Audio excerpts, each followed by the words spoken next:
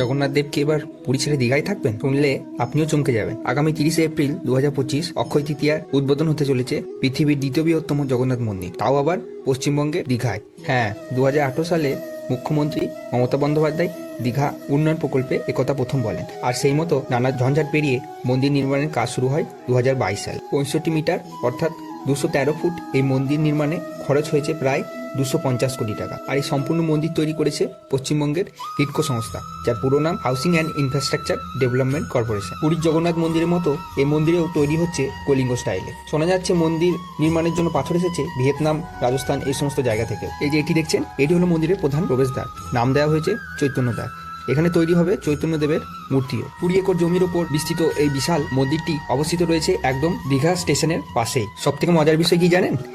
এবছর পুরীর মতো দীঘাতেও রথযাত্রা শুরু হতে চলেছে। দীঘার জগন্নাথ মন্দিরের আরো বিশদ তথ্য পেতে আমাদের এই চ্যানেলটি সাবস্ক্রাইব ও ফলো করে রাখুন।